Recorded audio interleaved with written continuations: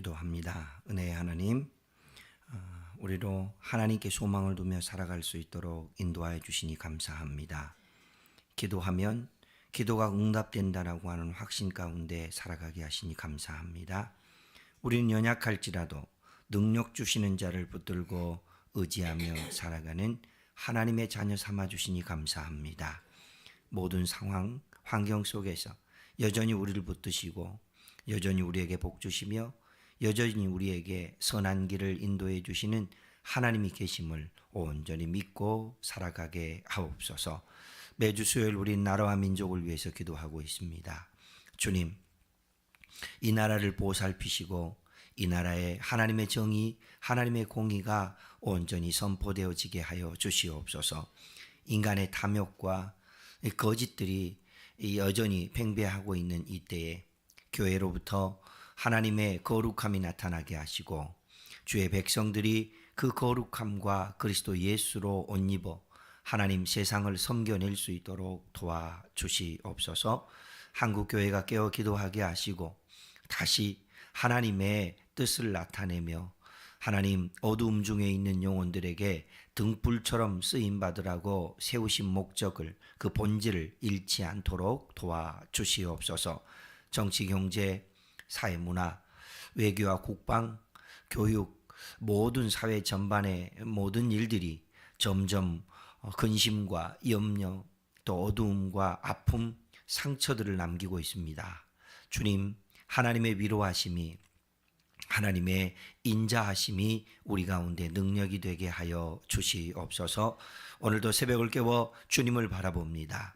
말씀에 귀를 기울이게 하시고 기도의 줄을 잡게 하시며 우리에게 승리를 주시는 하나님의 은총을 쫓아 살아가도록 함께하여 주시옵소서. 병중에 있는 하나님의 사람들을 위로하여 주시고 그들의 고통, 그들의 아픔, 그들의 모든 상황 속에 치유와 구원의 은총을 베풀어 주시옵소서. 하나님의 놀라운 사랑이 우리 가운데 함께 하시기를 간절히 원하오며 예수님의 이름으로 기도하옵나이다. 아멘. 찬송가 67장 영광의 왕께 다 경배하며 한 목소리로 찬양합니다.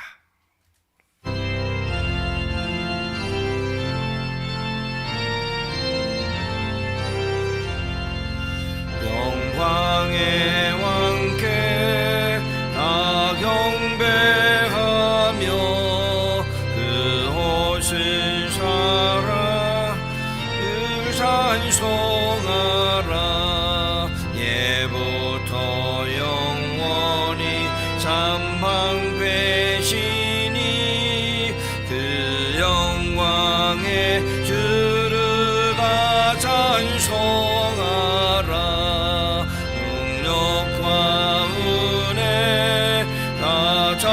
찬송하라 그 호순의 빛 그 지분 궁차 그 눈의 소리로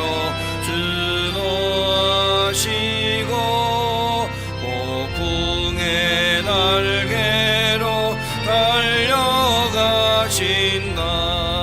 저 아름답고 놀라운 일이 가득하니까 다 주의 조와 그 임참 명령에 더 잡히나니 저 푸른 바다를 자락이라 지그릇같이 연약한 인생 주지하여 늘 강건하리 온 백성 지으신 만왕이시니 그 자비 영원히 변함없소라. 아멘. 오늘 하나님께서 우리에게 주신 말씀 마가복음 13장 14절 이하 27절까지 말씀입니다. 마가복음 13장 14절 이하 27절 말씀.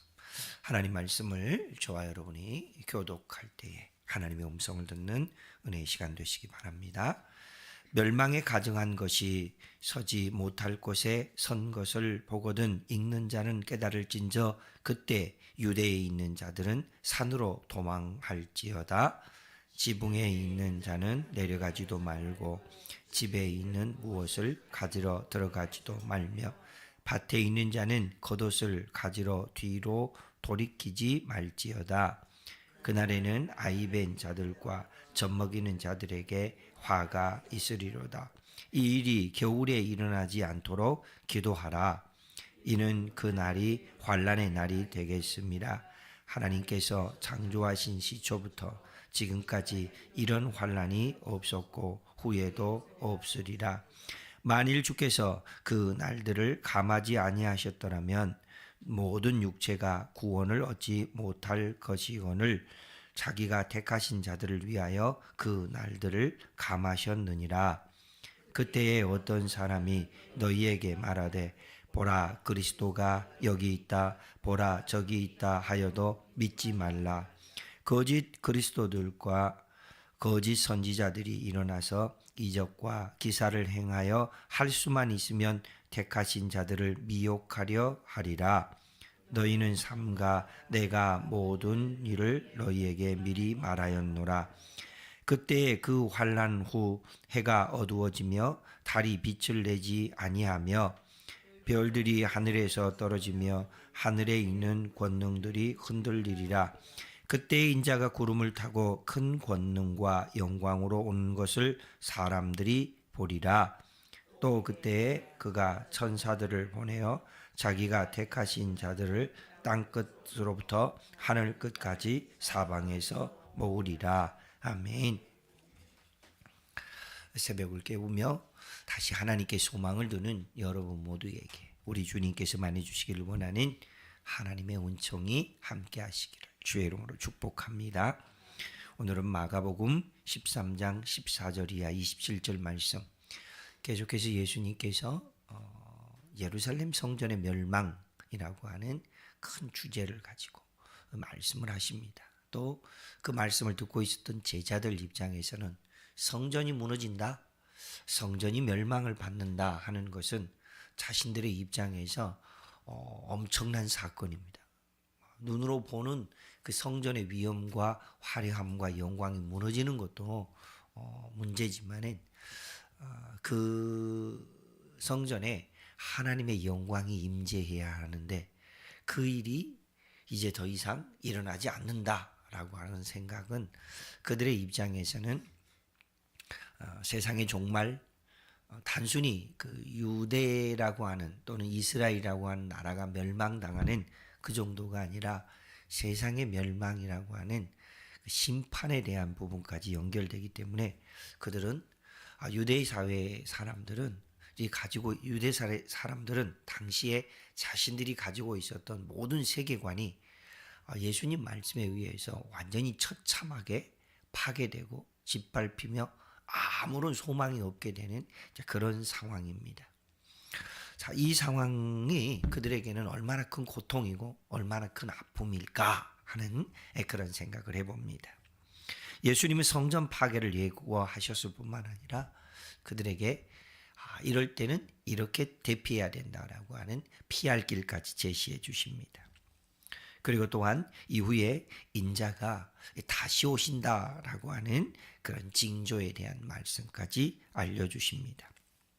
다시 오신 예수님은 선택받은 사람들을 온 땅으로 불러 모으셔서 그들에게 고난 또는 고통 그것을 넘어서 이제는 하나님이 주시는 영광에 동참하게 된다. 이제 이런 말씀이 큰 줄거리입니다. 본래 다니엘서도 마찬가지이고 요한계시록도 마찬가지이고 어떤 역사적으로 이루어지게 될 어떤 그 심판 혹은 재앙과 관련된 말씀들 그것이 또한 인류의 멸망이나 혹은 심판과 재앙과 관련된 이런 말씀들을 묵시라고 하는데 예수님께서 직접 이제 이 말씀을 하신 겁니다. 다니엘 선지자를 통해서 예언하게 하신 내용이나 또는 사도 요한을 통하여서 마지막 날에 있게 될 그 요한계시록에서 나타나게 될 어떤 그런 증거들을 예언하게 하는 그런 정도가 아니라 예수님께서 이제 직접 말씀하신 그런 내용입니다. 오늘 본문에 담겨 있는 말씀은 새 성전으로 오신 인자. 우리 예수님께서 재림하신다라고 할 때 그 예수님의 재림은 단순히 그냥 뭐 하늘에서 구름을 타고 내려오는 그런 정도가 아니라 새 성전, 곧 모든 우리 성도들이 하나님을 예배하게 되고 또 그 성전을 통하여서 하나님을 만나게 되는 참 구원의 때가 있게 되는 것을 말합니다.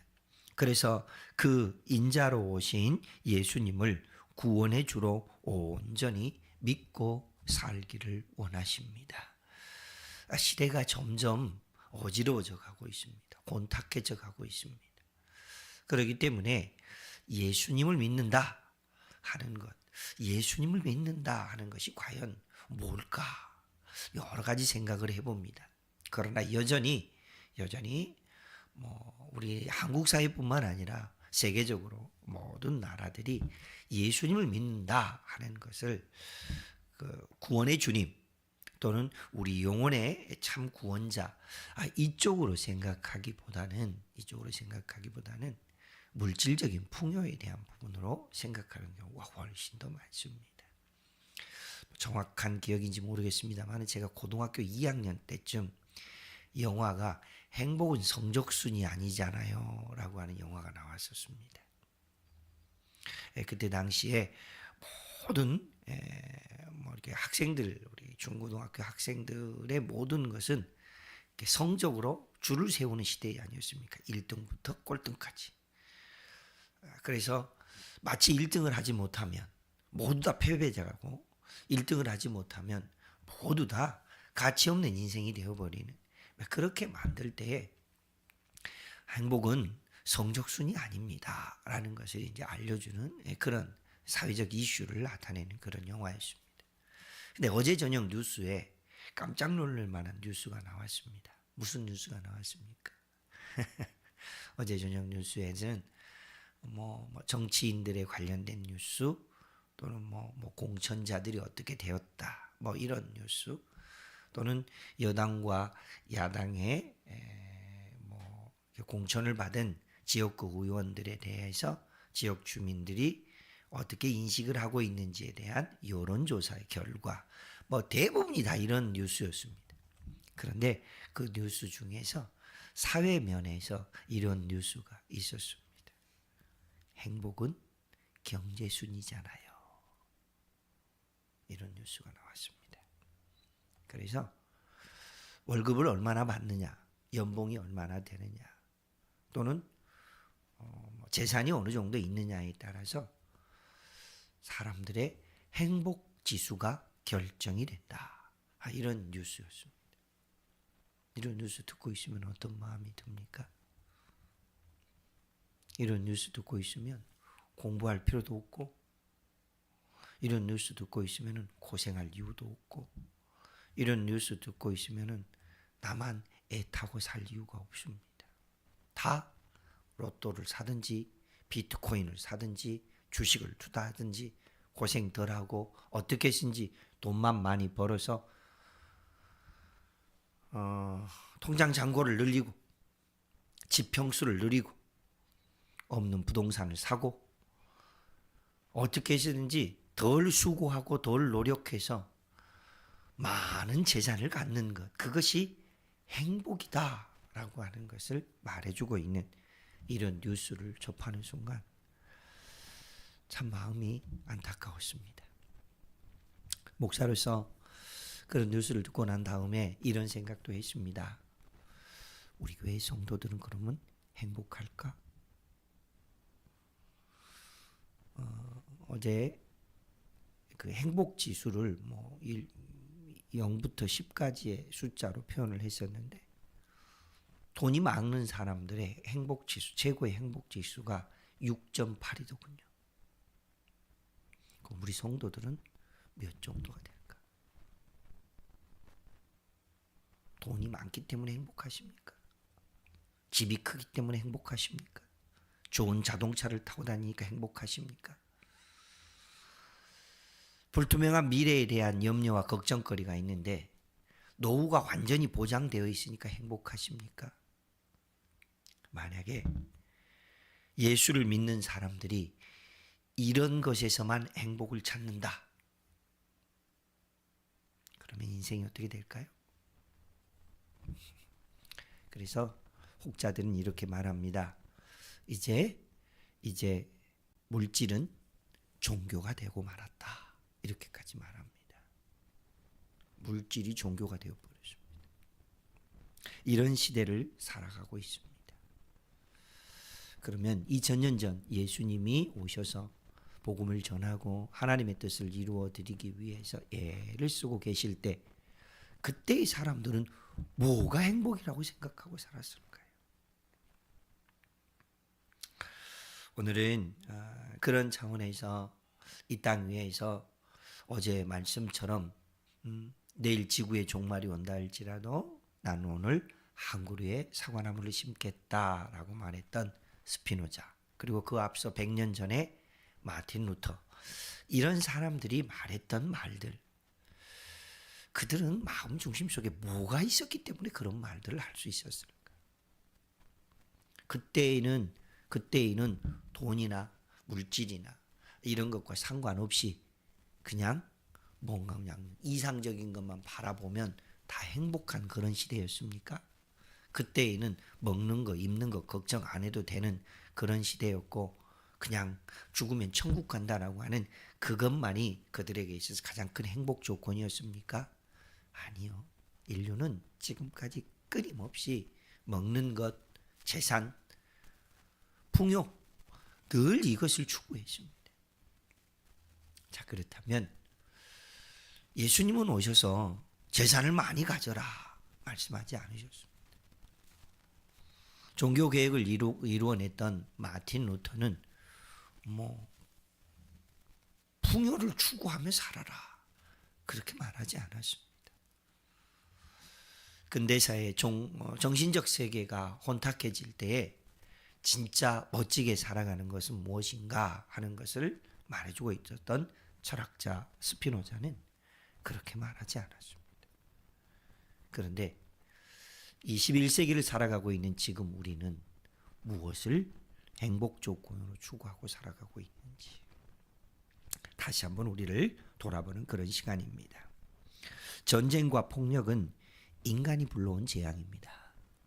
특별히 예수님께서 지금 말씀하신 이 환난의 때는 예수님이 죽고 난 다음에 이제 로마에 의해서 예루살렘 성전이 파괴될 그때와 동시에, 그리고 중의적 관점으로 다시 마지막 때에 있게 될 심판과 재앙에 대한 것까지 말씀하고 있는 그런 내용입니다. 주님은 세상을 심판하려고 그와 같은 재앙이 있게 된 것을 말씀하셨을 뿐만 아니라 그런 재앙을 허락하기도 하셨습니다. 그런데 주님은 선택하신 사람들을 구원하려고 그 재앙의 강도가 가장 큰 강도로 내려오면 이 땅에 있는 모든 사람들이 다 멸망하게 될 것 같으니까 주님께서 그 멸망의 강도를 오히려 조절하시고 제한하십니다. 그러면서 그때 그 틈새에서 피할 길이 있다라고 말씀하시면서 오늘 15절부터 있는 내용들을 보면은 참 안타깝죠. 지붕에 있는 자는 내려가지 말고 빨리 도망해라. 뭘 가지려고 집 안에 들어가지도 말아라. 밭에 있는 자들은 자기 겉옷을 가지려고 뒤를 돌아보지 말고 빨리 피신해야 된다. 아이벤 자들과 젖먹이 있는 자들 얼마나 힘들까요? 내 몸 하나 피신하기도 힘든데 임신해 있다거나 또는 젖먹이 아이가 있었을 때 그 아이를 돌본다는 것이 얼마나 힘든 일일까요? 그리고 그런 일들이 한겨울 추위 가운데서 일어나지 않도록 오히려 기도해라. 그날은 환난의 날이 될 것이다. 그 환난의 날은 하나님께서 이 땅을 창조하신 시초부터 이렇게 큰 환난은 있지 않을 것이다. 이렇게까지 말씀하십니다. 이 말 듣고 있을 때 당시 유대인들이나 제자들 마음은 어땠을까요? 혹시 이런 마음이었을까요? 설마 그런 일이 있겠어? 그런데 역사는 AD 70년에 로마의 티토 장군에 의해서 그것이 예수님 말씀하신 그대로 역사적으로 실현되었습니다. 예루살렘 성전이 파괴되고 만 것입니다. 유대인들은 성전이 파괴되는 사건, 그리고 오늘 14절에서 말씀하고 있는 멸망에 가증한 것이라고 하는 다니엘 선지자가 예언했던 그 말씀에 의한 것이 성전에 세워지게 되면, 그리고 미혹하는 자들과 넘어지게 하는 자들이 등장하는 적그리스도의 등장, 그리고 세상의 멸망, 이런 모든 일들을 한 사건으로 여겼습니다. 한 사건. 그러니까 성전이 파괴된다. 그러면은 우리는 끝났다. 그렇게 생각했습니다. 인류는 멸망을 받는다. 그렇게 생각했던 것이 당시 유대인들의 세계관이었습니다. 그래서 예루살렘 성전은 파괴되지만 그때 예수님께서는 오히려 인자로서 새 성전으로 우리 가운데 오신다라고 말씀하십니다. 성전이 파괴되어 버리면 아무런 소망이 없다고 생각했던 그때, 내가 너희 가운데 새 성전으로 인자로 너희 가운데 다시 올게 말씀하십니다. 무슨 뜻입니까? 고통 너머에 하나님께서 놀라운 영광을 나타내실 것이다 라는 말씀입니다. 고통 너머에 놀라운 영광을 나타낼 것이다. 그런데 그 고통을 맞이하는 사람들의 태도는 어떠해야 할까요? 고통을 맞이하는 사람들의 태도. 예수님을 십자가에 못 박혀 죽게 했던 사람들이 성전이 무너지는 그 장면을 보고 있었을 때 그들 마음은 어떨 것 같습니까? 예수님을 십자가에 못 박히게 했던 일에 동조하고 참여했던 사람들이 성전이 무너지는 모습을 볼 때 그때 그 마음이 어떨 것 같아요? 재앙이고 인류의 멸망이고 아무런 소망이 없는 때가 온다라고 생각하고 있었던 그들의 세계관 속에 성전이 무너지는 모습을 보고 있었을 때 그들은요 다 이렇게 했었을 것 같습니다. 후회. 그때 내가 왜 그랬을까? 후회를 했었을 것 같습니다. 그러나 주님께서는 그때 그 상황에서 후회하고 절망하고 포기하고 아무것도 없는 상황이 되는 그때에 오히려 새로운 선교의 시대를 여시고 땅끝과 모든 민족에게 복음이 전파되어지는 영적인 전환점이 되게 해주신다라고 오늘 본문은 말씀하고 계십니다. 그러므로 종말은, 심판은 고통인 것은 사실입니다. 그러나 그 고통을 이겨내기 위해서 어제 말씀드렸던 것처럼 내 삶에서 거룩한 일상, 내 삶을 거룩하게 유지해 갈 수 있는 영적인 경건의 요소가 되는 것을 붙들어야 된다는 말씀을 드렸습니다. 그러므로 종말은 고통이기도 하지만은 선택받은 사람들에게는 오히려 새로운 일을 시작하시는 하나님의 뜻이 나타나는 첫날이며 하나님께서 나타내시는 영광의 날이 되기도 합니다. 어려운 말씀이고 이 말씀을 실생활에서 어떻게 우리 가운데 채우고 또 적용하며 살아야 될까 하는 그런 영적인 과제를 남기는 말씀이기도 합니다. 그러므로 저자는 예수님을 대적하는 자들은 후회하고 통곡한다라고 하는 사실을 우리에게 알려주면서 동시에 예수님을 심판자, 영광과 권능을 나타내시는 분, 구원자, 하나님께서 예수님을 통하여서 우리에게 보여주시고 나타내기를 원하시는 그 영광스러운 것들을 온전히 붙들고 믿고 살라고 당부하고 있습니다. 통장에 잔고가 없어도 괜찮습니다. 세상 사람들은 그것 때문에 행복지수가 바닥이라고 여긴다 해도 괜찮습니다. 우리는 위대하신 하나님의 영광을 바라보며 살 수 있기를 축복합니다. 당장 나 죽으면 나 묻을 땅 한 평 없어도 괜찮습니다. 우린 죽으면 다시 부활하게 하실 하나님의 영광에 참여할 수 있는 꽃보다도 더 멋있는 하나님의 사람이 될 거니까요. 그러니 우리가 땅에 있는 사람들이 생각하는 행복지수 거기에 마음 쏟지 마시고 위대한 일을 행하시고 참 구원을 이루어 주시며 우리의 영원한 영광이 되시는 그 하나님께 소망을 두며 살아가는 복된 인생들 되시기를 주의 이름으로 축복합니다. 역사와 만물의 주관자이신 주님, 역사와 만물의 주관자이신 그 주님을 나는 나의 구주로 믿고 있다라고 하는 여기에서 소망을 찾고 여기에서 희망을 찾고 여기에서 참 구원의 은총을 찾고 여기에서 우리 주님이 주시는 진정한 행복을 찾고 살아갈 수 있게 되기를 주의 이름으로 축복합니다. 후회를 남길 일에 마음을 쏟지 맙시다. 후회를 남길 일에 마음을 쏟지 마시고 성령의 이끄심을 따라 살아갈 때에 내게 능력 주시는 자로 인하여서 나는 하나님의 뜻을 이루어드리며 살아가겠습니다. 이 소망을 품고 택함을 받은 성도로 하나님 내가 오늘 어떻게 살아가야 됩니까? 사람들이 생각하는 그런 행복지수에 마음을 빼앗기지 않고 내가 어떻게 살아가야 합니까? 오늘 혹은 내일 당장 환난의 때가 임한다 할지라도 내가 어떻게 살아야 됩니까? 하나님의 지혜와 도우심을 구하면서 믿음으로 살 수 있기를 주의 이름으로 축복합니다. 오늘 나라와 민족을 위해서 기도하는 날입니다. 죄송합니다. 국회의원 되면 행복합니까? 대통령 되면 행복합니까?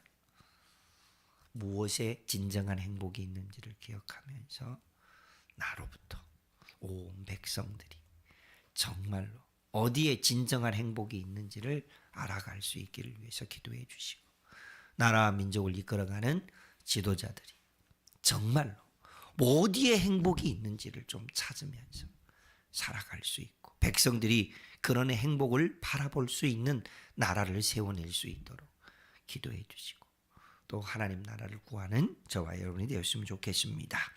오늘도 기도하면서 또 주님과 동행하면서 하시다가 저녁에 성경 공부하는 시간으로 다시 만나겠습니다. 약속의 말씀을 붙들고 기도합니다. 심판과 자비를 베푸시는 하나님을 균형 있게 알아가게 하옵소서. 심판하시지만 구원하신 하나님, 나는 절망 속에 있지만 자비를 베풀어 주신 그 하나님을 깊이 알아가는 하나님의 사람들이 되기를